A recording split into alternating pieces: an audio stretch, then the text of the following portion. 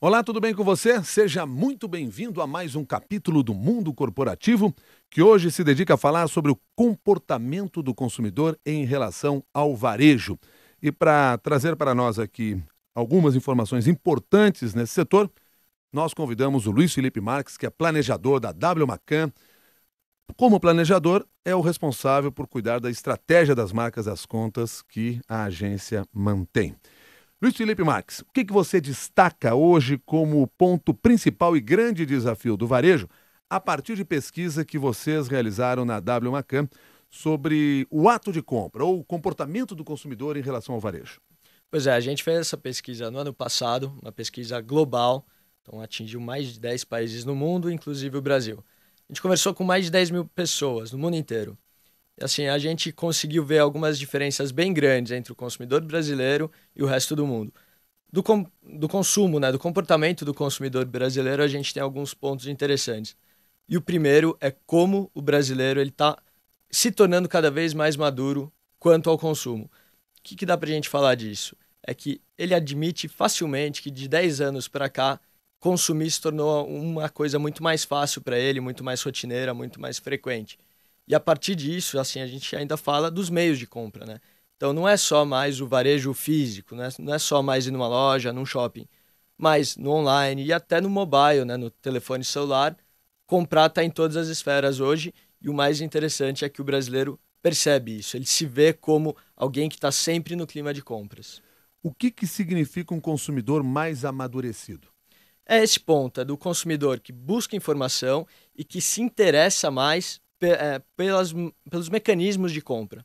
Por exemplo, se eu vou fazer uma compra online, eu sei o que eu posso conseguir, eu sei os meus descontos, eu sei até onde eu posso ir naquela compra. Quando eu penso no varejo físico, nas lojas, eu também sei aí onde eu posso ir. Então, o brasileiro está mais interessado e até por isso, de estar sempre exposto às compras, ele acaba ficando um pouquinho mais maduro, um pouquinho mais consciente dele como consumidor, né? E isso impacta a estratégia preparada pelo varejo? Muito. Pelo menos deve impactar, né? Uma coisa que a gente fala muito é de quanto a gente tem informações sobre os clientes hoje, né? O varejo consegue ter uma informação gigantesca desses consumidores. Então, o que fazer com essas informações, até onde ir, como ele deve tratar esse cliente? A gente sabe que a gente não tem só um jeito do cliente se comportar. Tem cliente que é mais tímido, cliente que vai atrás, cliente que é mais brigador mesmo. O varejo ele tem que estar esperto para isso, tem que saber como ele atinge cada um. Não só o varejo, mas as marcas também, né? O comércio eletrônico está mudando a forma de se comportar deste consumidor ou ele está migrando para o comércio eletrônico e trazendo o mesmo comportamento? Esse é um ponto que a pesquisa deixou muito claro e que foi um achado interessante dela. Assim, há um tempo atrás, quando a gente estava, vamos dizer, quando teve o comércio eletrônico começou a ficar cada vez maior, mais frequente, o brasileiro ele se preocupou um pouco com tanto a parte de informação e mais ainda a indústria se preocupou em então daqui a pouco a gente vai só comprar online, não vai mais ter loja, vai ser só isso. O que a gente está vendo hoje é que não.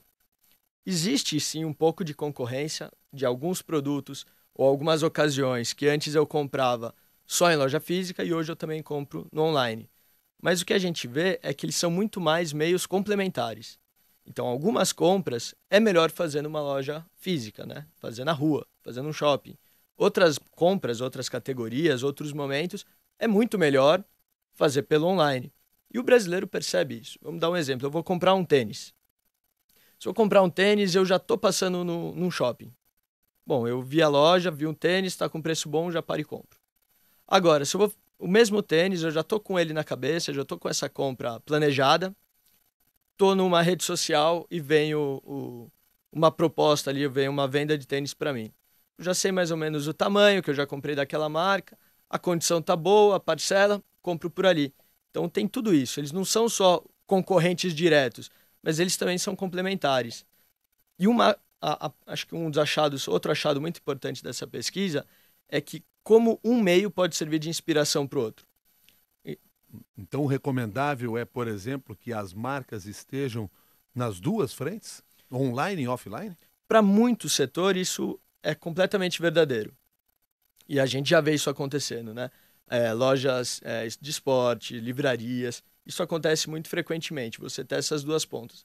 Agora, tem algumas lojas que não faz tanto sentido, porque, por exemplo, uma loja que o consumidor gosta mais de algum produto específico, que ele gosta de provar, que ele gosta de pegar o produto para ver, sentir, ver se é isso mesmo, a gente vai ver. Pode até ter uma oportunidade no online, mas o forte ainda vai ser no varejo físico, né? Agora, a pesquisa de vocês mostra que, apesar de o crescimento, da ascensão do comércio eletrônico, hoje ainda, na cabeça do brasileiro, principalmente, quando você fala em comprar, vem para ele aquela loja física que nós conhecemos tradicionalmente. Isso. Assim, a primeira lembrança é da loja física. Falou em compra, eu penso na loja física. Eu acho que ainda está muito mais como um comportamento específico, né?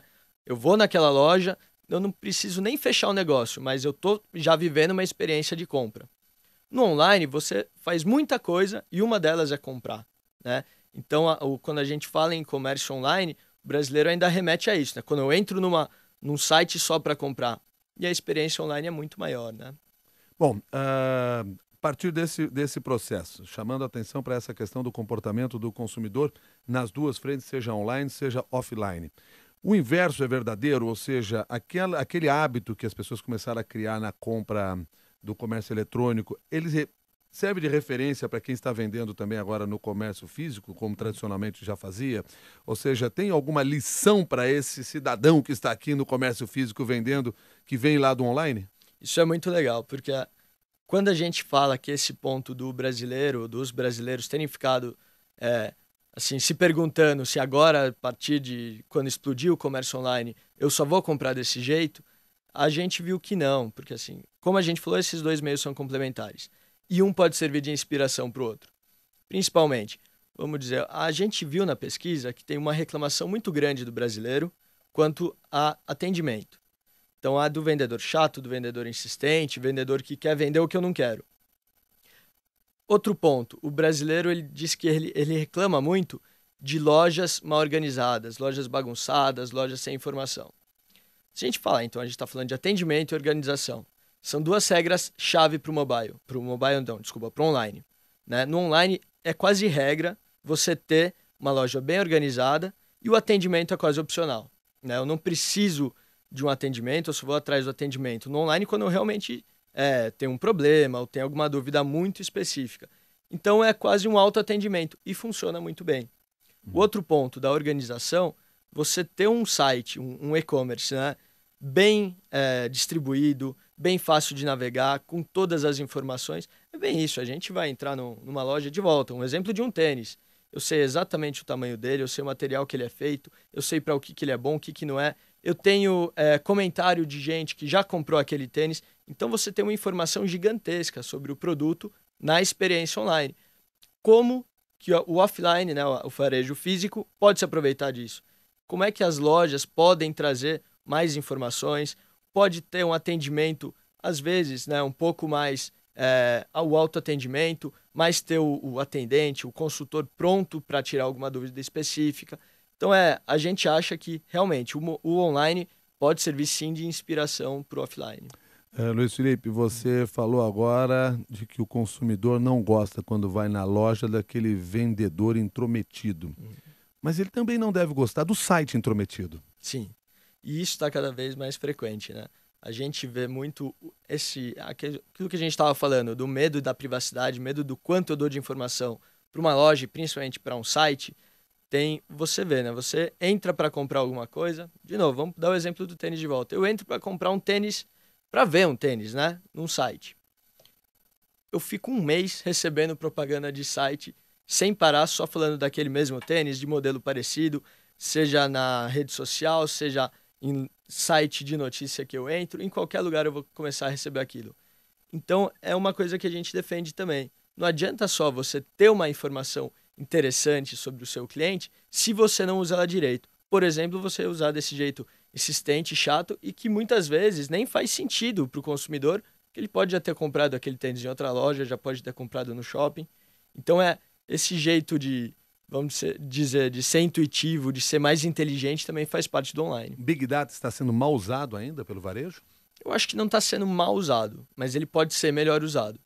nesse exemplo fica bem claro, né? Eu recebo só propaganda daquele item que eu já tenho. Uma ideia, você poderia oferecer itens complementares, né?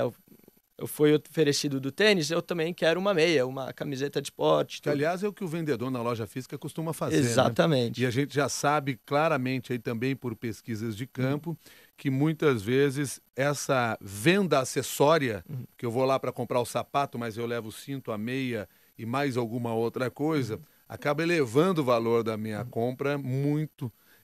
Ou seja, o vendedor e a loja acabam tendo vantagem nesta negociação, nessa conversa com você. Aquilo do bom vendedor, né? O vendedor que oferece alguma coisa que vai ser interessante para mim, alguma coisa que, viu que eu já levei a camisa, então por que não oferece a calça?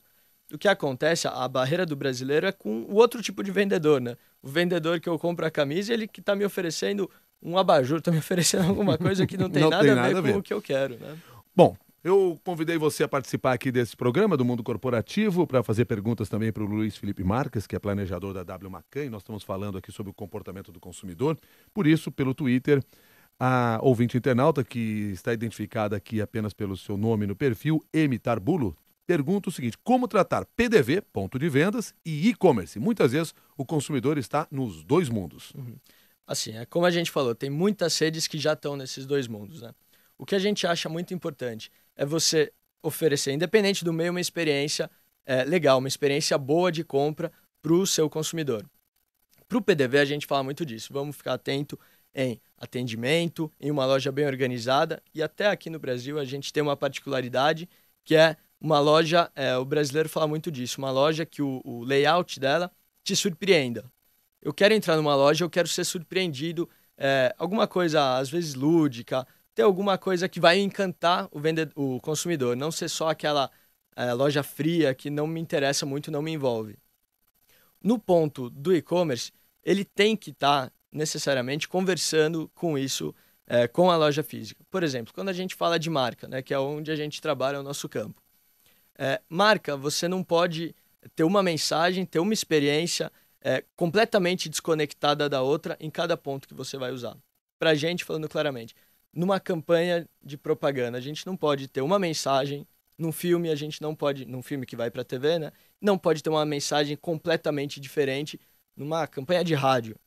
Para a marca, quando a gente pensa no varejo, é parecido. Você tem que ter uma experiência, uma mensagem que fica para o consumidor, pelo menos próxima, num PDV, num comércio online. Elas têm que conversar e às vezes até ser complementares.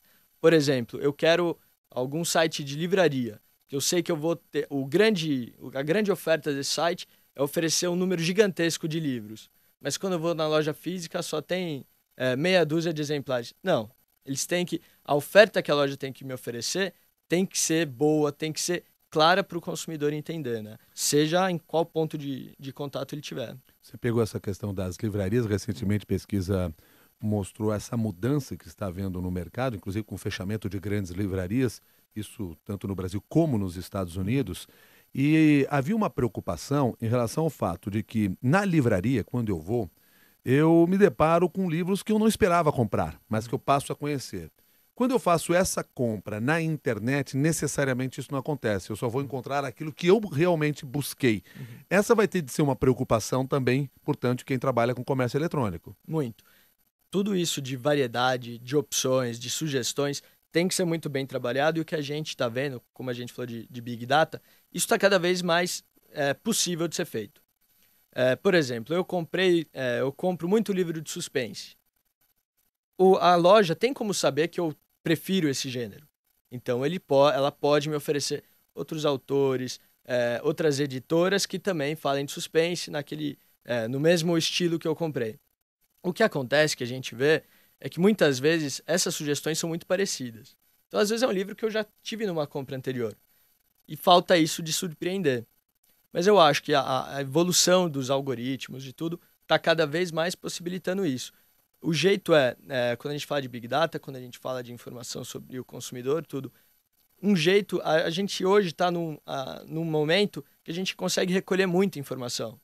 Então é exatamente isso, é como bem usar para você ter uma conversa, não só uma conversa, mas você conseguir fazer uma venda melhor para esse consumidor. Lucas Vieira pergunta pelo e-mail, se o brasileiro tem alguma característica específica diferente dos demais consumidores pelo mundo. Isso até surpreendeu um pouco a gente na pesquisa. Vamos dizer, tem alguns pontos que o brasileiro tem de muito particular.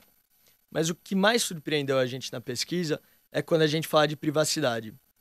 O brasileiro, ele se diz muito mais preocupado com a privacidade, com esses dados que ele passa para as empresas, do que o resto do mundo. Assim, é uma diferença de quase 15, 20 pontos percentuais. Preocupação com a privacidade é uma característica típica do brasileiro. Isso. Vamos dizer, o brasileiro assumir que tem uma preocupação. A gente vai ver que não é bem assim. O brasileiro, ele fala muito claramente que ele se preocupa com o quanto as lojas sabem dele, ele se preocupa com esse avanço da tecnologia e dos dados, mas a gente vê que na prática é um pouco diferente. A mesma pesquisa, quando a gente perguntava para o brasileiro, você se preocupa com essas informações que as lojas têm de você, que o online tem de você, né? Tanto loja física quanto loja online? 86% dos brasileiros falaram que sim. É um número alto, né? Quase 90% dos brasileiros assumindo que se preocupam. Agora, quando a gente desdobra isso, mas e se, quando você passar essas informações, você sentir, você perceber que você vai ter algum benefício com isso? 67% dos brasileiros dizem ok. Então, quando a gente desdobra um pouquinho mais, e quando me diz mecanismos que poderiam ser interessantes para você. O brasileiro fala, eu queria entrar numa loja que eu fosse reconhecido pela face quando eu entrar. Eu queria uma loja, como a gente estava falando, que me ofereça produtos que podem ser interessantes para mim, baseado no que eu já comprei. Então é exatamente isso. Eu acho que aí fica claro. Ele se diz muito preocupado. Se ele sente que tem um benefício, a preocupação passa despercebida. Já existem mecanismos que fazem isso que você acabou de falar? Por exemplo, o cliente entra numa loja física e ele reconhece esse cliente? Olha, eu não conheço. Eu conheço de lojas, tem muito de... quando você dá um código, dá o sobrenome da CPF e já vem a pessoa te atendendo. Boa tarde, Luiz Felipe, já vem falando com você. De reconhecimento facial, pouca coisa a gente viu. O que a gente vê, que também são outros mecanismos que o brasileiro gosta, é, por exemplo, de murais virtuais, né? Tipo uma vitrine virtual. Quando eu vou lá, eu quero essa camisa e eu não quero experimentar. Eu tenho um mural assim que mostra a minha foto, como ficaria minha foto, minha imagem, como ela ficaria com a imagem daquela camiseta. Isso a gente já vê acontecendo sim. Sem eu precisar ir lá no provador. Sem ir lá no provador. Eu quero esse produto, às vezes até por um QR Code, um código de barra, e ele já simula a minha imagem com aquele produto. Assim, o brasileiro fala que queria muito isso, a gente sabe que muita gente ia gostar, tem gente que ia preferir experimentar mesmo, né? Bom, nós falamos aqui sobre características do consumidor brasileiro e vocês na pesquisa traçaram 5 perfis do consumidor. Eu gostaria que você explicasse um pouquinho para nós aqui e mostrasse onde o brasileiro se encaixa melhor nesses perfis, que eu já antecipo. Robótico, estudante, apaixonado, explorador e lutador. Isso mesmo, a gente separou, isso foi muito engraçado. A gente tem muitos dados que a gente traz aqui que são diretamente do que o consumidor falou, né? Que ele respondeu, eu gosto disso, eu não gosto daquilo. Esse foi uma análise, depois de todas essas respostas, a gente foi traçando os perfis, né, desse consumidor. Mais do que perfis, eles são comportamentos. Quando a gente fala de um comportamento lutador, eu acho que fica muito claro da gente ver que o brasileiro carrega muito isso. O perfil lutador, o que ele é? Ele é de alguém que vai atrás de informação sobre o produto, que conversa e discute com o vendedor tentando buscar boas condições, que vai atrás de outras lojas. Então é aquele que luta para ter um bom negócio. Acho que a gente consegue se ver desse jeito, né? O que acontece é que, como a gente falou, são comportamentos. Então, para algumas categorias, eu sou mais lutador. Por exemplo, eu vou comprar um computador. Eu quero saber tudo de informação daquele computador. É uma compra cara. Eu quero saber o que ele me oferece, memória, tudo. Eu vou muito atrás e tô pronto para negociar, tô pronto para discutir com o vendedor. Outro caso, a gente vai para a indústria de vestiário. Eu vou comprar uma meia. A informação que você tem, até pelo preço, pela ocasião, você não precisa lutar tanto, brigar tanto, né? Agora, é isso que a gente fala, tem uma diferença do perfil, né, desse comportamento, tem uma diferença da categoria de compra e tem diferença de momento. Quando a gente fala que meia, entre aspas, é uma compra mais automática, a gente fala que vai comprar meia do seu primeiro filho. Daí você vai ficar procurando, você vai atrás, você vai conversar com o vendedor. Então, esse perfil, cada perfil desse que a gente mapeou, ele tem uma diferença para categorias e para momentos de compra, né? Eu vejo aqui no trabalho de vocês que a mentalidade que mais prevalece no mundo é a do comprador ou do consumidor estudante. Uhum. E, curiosamente, isso é uma exceção no Brasil. Isso. Primeiro explica que perfil é esse, quem é que se encaixa nesse estudante? O estudante, ele é um pouco parecido com o lutador. Só que vamos dizer que o lutador, ele está mais na linha de frente. Ele está mais conversando com o vendedor, na loja, ele vai mais... ele luta mesmo, né? Ele vai atrás, ele briga, ele discute. O estudante, ele faz mais nos bastidores. Então, ele procura num site, daí ele vai numa loja, quietinho, ele procura aqui, e lá na frente, daí ele vai chegar para o melhor negócio. O brasileiro, ele quer arrancar aquele melhor negócio. Enquanto a gente vê aqui, como no perfil lutador, né? Enquanto no perfil estudante, é um pouco mais trabalhado e ele vai... bom, é aqui que eu vou comprar. Enquanto o brasileiro, independente dele for comprar, ele vai tentar o melhor negócio. Nosso ouvinte internauta Diego Seguro mandou um e-mail perguntando o seguinte para você, Luiz Felipe. Como os dados de CRM, histórico de compras e relacionamento dos clientes podem ser otimizados e convergidos para ambas as expectativas de compra on e offline? E acrescenta, como os dados gerados através do online podem gerar uma experiência ímpar no offline? É um pouco do que a gente vinha conversando, né? Do online servindo de inspiração para o offline. Quando a gente fala nesse perfil, a gente pensa em CRM, em todos esses mecanismos de histórico de compra, tudo. O online é uma ferramenta ótima para o offline, para as lojas ou para lojas parceiras que podem oferecer isso. Principalmente, oferecer aquilo que a gente falou, de eu entrar na loja por um código, por alguma coisa, eu ser reconhecido e o vendedor já souber quem sou eu e o que ele pode me oferecer. Isso é uma a assimilação direta, né? Eu comprei em tal loja que tem no online e ela conversa com a loja offline. Vamos dizer, se a gente tem um sistema de CRM bem feito e com tanta informação, é interessante a empresa buscar tecnologias que conversem com essas duas pontas, né? Mas, principalmente, no online, as ferramentas para se fazer isso são muito mais fáceis, né? Esse de trazer um pouco para o offline é uma das coisas que a gente ainda vai ver nos próximos anos evoluindo, né? Até porque a gente vê muita loja hoje que já vai direto para online, né? Que muitas lojas, a gente falar de cauda longa, né? Que são as categorias muito específicas, tudo.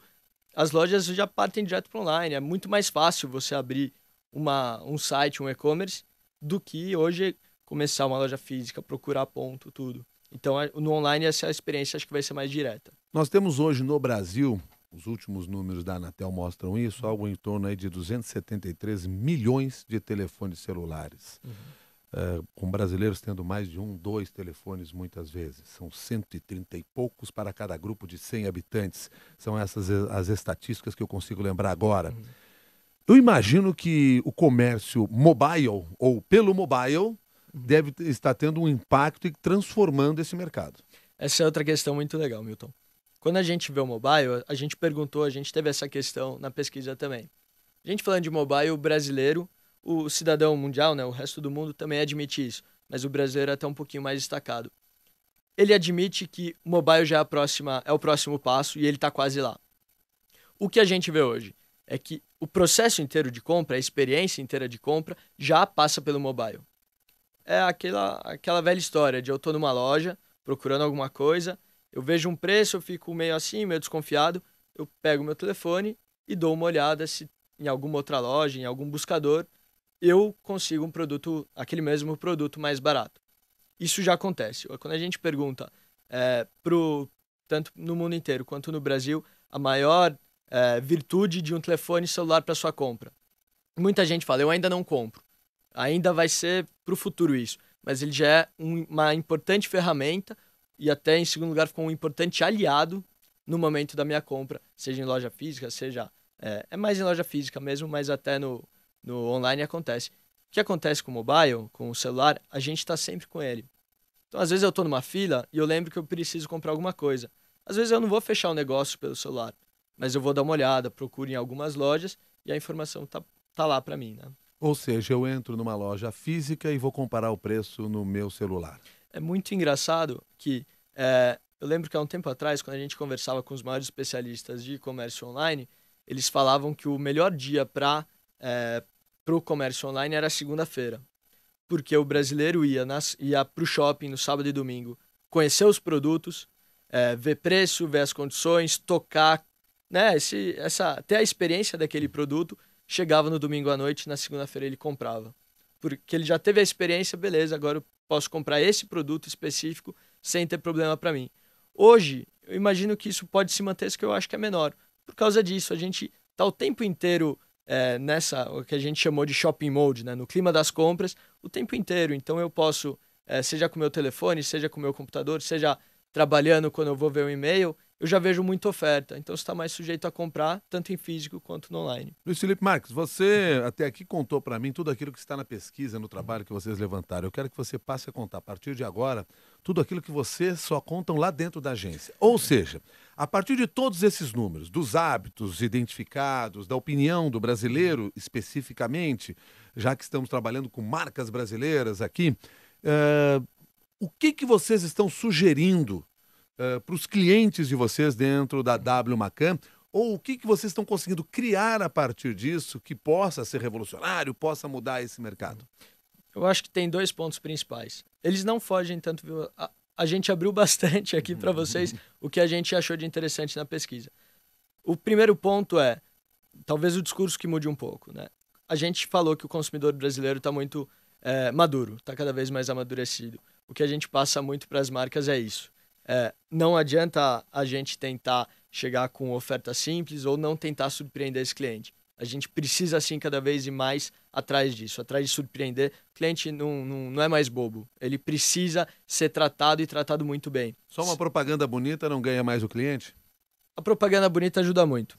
Propaganda não só bonita, mas criativa e com uma boa estratégia por trás. Isso ajuda muito a ganhar cliente. Mas, claro, a gente sabe que propaganda é só um ponto do marketing, né? E essa estratégia da publicidade, não só no meio tradicional, como nós conhecemos, mas ampliado para todos os demais canais e acesso à informação do consumidor. Isso acho que na propaganda é uma forma que a gente vem trabalhando muito e cada vez mais, que é da gente estar em todos os pontos da jornada do consumidor. Então, a gente ter boas ofertas para o consumidor e lembrar da nossa marca e fazer uma boa propaganda, seja na TV, seja no rádio, seja no material impresso, mas também no ponto de venda, também no site, também nas redes sociais. Toda vez que o cliente puder ter contato e um contato interessante com a nossa marca, claro que isso depende muito do produto que a gente está comunicando, da história que a gente quer contar, mas isso de estar em todos os pontos é cada vez mais fundamental. A gente busca muito isso na W Macan. Bom, nós estávamos falando, e eu fiz a pergunta, depois eu acabei interrompendo, mas sobre o que vocês lá dentro já estão criando para atender esse consumidor mais amadurecido. Você teria mais algum detalhe interessante que pudesse contar para nós aqui, até para nos servir de inspiração e como grande novidade? Uma coisa que a gente conversa muito, e que eu acho que tanto as lojas físicas quanto online, e quanto muitas empresas do setor estão cada vez mais observando, é quanto a meios de pagamento. Tem muito meio de pagamento que a gente... o consumidor já fala que ele quer pagar com digital, pagar com alguma leitura biométrica, mas isso não só nos caixas eletrônicos, mas também em loja, né? Eu quero que as lojas tenham essa leitura. Eu acho que isso de meios de pagamento, tanto essa parte biométrica, quanto pagar pelo telefone, pagar só pelo reconhecimento, isso ainda vai evoluir muito. Eu acho que tem uma chance grande de a gente trabalhar isso cada vez mais. O Carlos Henrique, inclusive, nos pega aqui pela palavra, porque nós falamos sobre a importância do mobile, mas não falamos sobre a importância dos aplicativos para o varejo, que está conectado à questão do mobile. Os aplicativos hoje são extremamente importantes para gerar esse acesso. E o varejo tem que estar atento criando soluções nessa área. Sim, muito. O que a gente vê que é um exercício legal, tanto de marca quanto de só compra, os aplicativos conseguem fazer isso. É diferente de eu entrar num site de uma loja e fazer a compra. O aplicativo ele consegue me oferecer um pouquinho mais. Por exemplo, a gente tem algumas lojas de roupa que além de mostrar o portfólio e vender o produto, eles têm rádios, né? Uma rádio de música que passa das mesmas músicas que tocam na loja. Tem uma série de combinações de figurino, né? De visual, tem dica de blog, tem tudo isso dentro de um aplicativo. Então, ele vai até além da loja física, né? Ele está oferecendo a experiência de compra, está oferecendo o clima da loja e ainda te dá dica de blogueiros, de gente que trabalha com isso. Um aplicativo hoje é fundamental. Claro, a gente fala que não é necessário, né? Tem muito disso, muita empresa, muita marca que fica pensando e está sempre correndo atrás de precisa ter página aqui, precisa estar em todas as redes sociais, precisa dispor de todos os mecanismos. Não são para todas as lojas que isso serve, mas para muita loja um aplicativo é muito importante. Quando é que foi a última compra online que você fez, Luiz Felipe? Online? Você compra muito? No online, tem algumas categorias que eu pego, principalmente esporte. A minha última foi em esporte, foi na Copa. Foi durante a Copa Foi do durante a Mundo, Copa. motivado pela Copa do Mundo. É. E a última compra que você fez, por acaso, foi em loja física?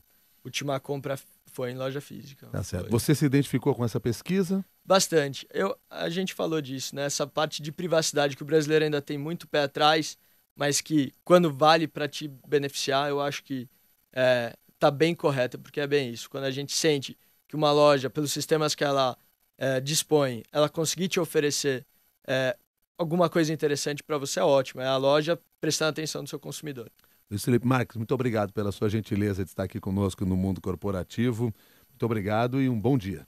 Muito obrigado, Milton. Bom dia. E eu quero agradecer também a você que participou dessa nossa conversa aqui no Mundo Corporativo, hoje com o Luiz Felipe Marques, que é planejador da W Macan, que nos trouxe uma série de dados interessantes sobre o comportamento do consumidor em relação ao varejo. Lembrando que você pode pegar esses dados, esse tema, refletir sobre ele e depois levar para as redes sociais. Se quiser, vai até o nosso grupo de discussões lá no Mundo Corporativo, no LinkedIn, porque o legal dessa nossa conversa é isso, fazer com que esses temas aqui depois sejam compartilhados com outras pessoas.